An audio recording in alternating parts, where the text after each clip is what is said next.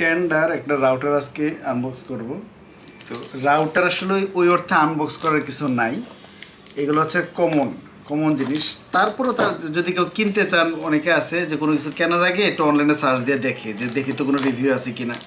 তো তাদের জন্য বেসিক্যালি এই রিভিউটা করা, যারা এক্স্যাক্টলি এই মডেলটা কিনবেন তাদের জন্য। তো বাসাবাড়ির যে কমন যে রাউটারগুলো হয় এগুলোর কাজ ওই একই।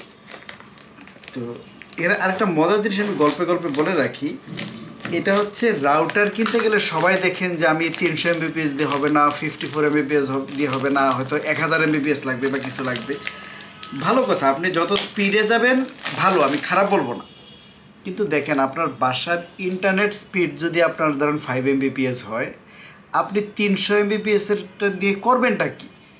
এখন এটা হচ্ছে আপনার ল্যান্ড স্পিডের কথা যদি বলেন, যে ধরেন একটা রাউটারের আন্ডারে আপনার 3-4টা ল্যাপটপ বা ফোন কানেক্টেড আছে, আপনার তখন আপনার দরকার এই ধরেন আপনার ফর এক্সাম্পল রাউটার এটা, এদিকে 2টা পিসি, আপনি এই পিসি থেকে এই পিসিতে কোনো ফাইল ট্রান্সফার করবেন, তাহলে আপনার স্পিডের দরকার আছে। যত বেশি স্পিড অত বেশি তাড়াতাড়ি আপনার ফাইলটা ট্রান্সফার হইলো। কিন্তু শুধু ইন্টারনেট ব্যবহার করবেন, এটার জন্য 150, 200, 300 MBPS দিয়ে আসলে ওই অর্থে কোনো লাভ নেই, কারণ বাসাবাড়ির ইন্টারনেট তো আপনার এই 300, 400 MBPS দিবে না। তারপরে এই এক্স্যাক্টলি প্রোডাক্টটা নিয়ে যদি বলি, এটা হচ্ছে N301, N300 মানে 300 MBPS পর্যন্ত সম্ভবত এটা আপনি পাবেন। তো আপনার মন খারাপ করার কারণ নাই, বাসাবাড়িতে ইন্টারনেট 300 MBPS নর্মালি দেয় না, 8-10 MBPS আজকাল পাওয়া যায়।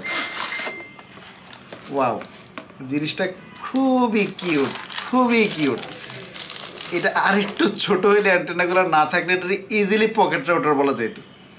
আমি পার্সোনালি একটা জিনিস খুব খুঁজি, এটা হচ্ছে জিনিসটা যেন ছোট্ট হয়।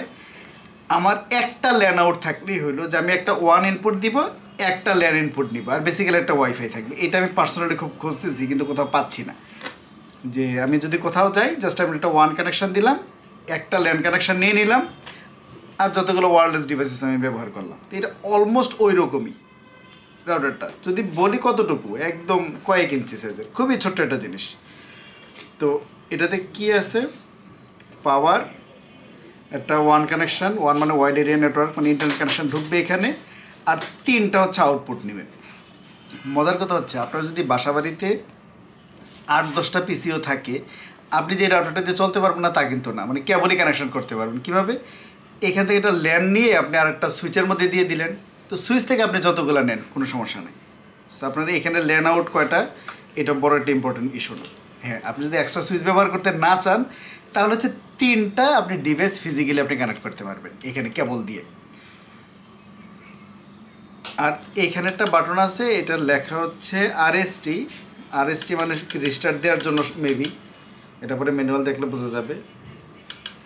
এই হলো জিনিস। আমরা এবার পাওয়ার দিই। পাওয়ার অ্যাডাপ্টার কত ভোল্টের দেখে নেই। পাওয়ার অ্যাডাপ্টার হচ্ছে 9 ভোল্টের। তো এইটা ইদানিং এই যে কী বলে মাইক্রোটিকেও যেটা করতেছে, ছোটো যে রাউটারগুলো দেয়, এগুলোতে একটা মাইক্রো ইউএসবি পোর্ট দিয়ে দেয় 5 ভোল্টের।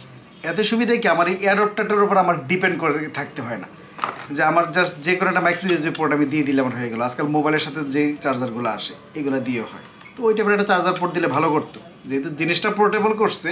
তো সাথে আমার এই অ্যাডাপ্টারটা আসলে বহন করার কোনো মানে হয় না, এর সাথে একটা মোবাইলের একটা চার্জার দিয়ে দিলে খুব ভালো করতো 5 ভোল্টের। এনিওয়ে, আমরা এখন ইউজ করে দেখি এটার কী অবস্থা। তো ইউজ করতে গেলে যেটা করা লাগবে, এটা হচ্ছে মানে আমার এখানে একটা ইন্টারনেট কানেকশান দেওয়া লাগবে, এখান থেকে আমরা একটা ল্যান্ড কানেকশান নেব। তো আমরা কানেকশানটা দিই, দেওয়ার পরে পিসি থেকে আমরা দেখবো যে কত এমবিপিএস পর্যন্ত আসলে স্পিড ওঠে। তো কানেকশানটা আমরা দেওয়ার যদি ব্যবস্থা করি, যে আমরা এখানে কানেকশান দিলাম কমন, যারা একেবারেই নতুন তাদের জন্য কাজে লাগবে, যারা নাকি এক্সপার্ট তারা বলবেন যে এত সিম্পল জিনিসের রিভিউ দেওয়ার কী হলো। এখানে পাওয়ার দিলাম, এটা দিয়ে আমার ইন্টারনেট ঢুকলো, যেটা ইন্টারনেট ঢুকবে এটা দেবেন WAN, যেটা মানে 1 ওয়াইড এরিয়া নেটওয়ার্ক মানে ইন্টারনেট, আর এটা হচ্ছে ল্যান মানে এটাতে আমার পিসিতে গেল। তো এটা দেওয়ার পরে আবার পিসিতে কী করা লাগবে এটা যদি আমরা দেখাই, এই কর্নারে এসে রাইট ক্লিক, তারপর open network and internet settings, গিয়ে ইথারনেট, তারপরে চেঞ্জ অ্যাডাপ্টার অপশানস। এই যে এখানে ইথারনেটে এসে রাইট ক্লিক, প্রপার্টিজ, তারপর হচ্ছে এই যে TCP/IP4 আমরা গেলাম, গিয়ে সব দিতে হবে অটোমেটিক্যালি, অপটেন অটোমেটিক্যালি, এটাও দিতে হবে অপটেন অটোমেটিক্যালি, দিলাম, দিয়ে ওকে। দেওয়ার পরে এখন সে একটা আইপি পাবে। আইপিটা দেখি আমরা কত পাইলো। আমরা যদি আইপি এখন ডাবল ক্লিক করি, করার পরে ডিটেলসে গিয়ে আমরা এখন দেখব এটা আইপি পেয়েছে 192.168.0.100। তো এখন আমরা যেটা করব, আমরা হচ্ছে এই যে এখানে এসে আমার এই কি বলে রাউটারের আমার আইপি ছিল হলো আইপি অটোমেটিক্যালি ছিল 192.168.0.1। তো আমরা এখানে অলরেডি চলে হয়ে গেছে এখানে। তো যাওয়ার পরে আমরা ইন্টারনেট কানেকশনটা সেট আপ করবো। তো আইপি দিলাম 192.168.0.168 254 এটা ফাঁকা আছে, তাহলে 255.255.255.0। এক্ষেত্রে আইএসপি আপনারা এই জিনিসগুলো দিয়ে দিবে। 0.1 ডিএনএস দিলাম 8.8.8.8 8.8.4.4 দিলাম। ওয়াইফাই নেম কি দিব, আপাতত এটাই থাক, নাম দেই ARUN অরুণ টেক টিপস দিলাম। ওয়াইফাইয়ের পাসওয়ার্ড 1 2 3 4 5 6 7 8 দিলাম, দিয়ে ওকে।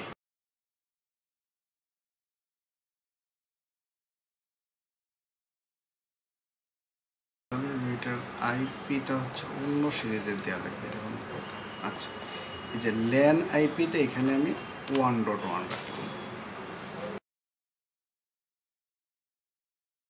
তো এটার ক্ষেত্রে এই ডিফল্ট ল্যান আইপি ছিল 192.168.0.1। তো আমার যেহেতু ইন্টারনেটে যেটা দিয়ে ঢুকবো এটাও 0 সিরিজের, তো এই জন্য সে বলতেছে যে ল্যান আর 1 একই সিরিজে থাকতে পারবে না। তো এই কারণে আমি ল্যানটাকে আমি চেঞ্জ করে নিলাম, 192.168.1.1 সিরিজে নিয়ে নিলাম। তো এই ক্ষেত্রে আইএসপি যখন আপনাকে দিবে সাধারণত 0 সিরিজের দিবে না, অন্য টাইপই দিবে। তো আমরা এখানে 1.1 এখন যাব, গেলাম গিয়ে ইন্টারনেট সেটিং, এটা এবার আমরা 0.254 দিলাম, গেটওয়ে দিলাম, ওকে দিলাম। সরি,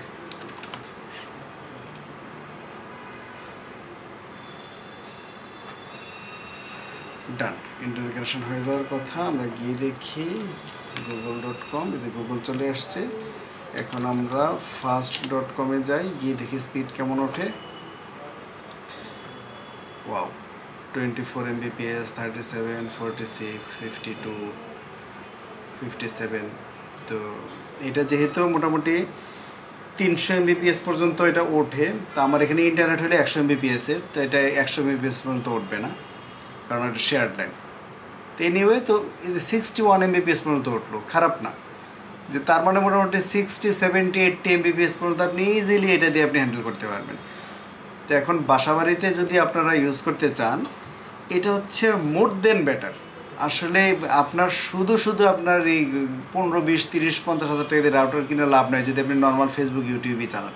এই যে এটা একটা মোটামুটি 1000 টাকার মধ্যে যে রাউটারগুলো আছে, এইগুলো 300 Mbps পর্যন্ত সাপোর্ট দেয়, হোয়ারাজ আপনার দরকার হচ্ছে 3 থেকে 5 Mbps।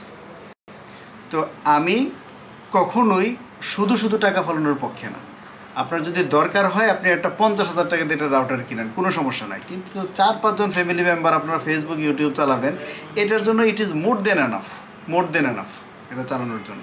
তো এই যে দেখালাম যে ব্যান্ডউইথ মোটামুটি আসছে, ভালোই, খারাপ না। তো এই টাইপের প্রোডাক্ট আপনারা যারা নিতে চান বাসাবাড়ির জন্য, ছোটো বাসা যদি হয়, 4-5 জন ফ্যামিলি মেম্বার হয়, ইজিলি নিতে পারেন।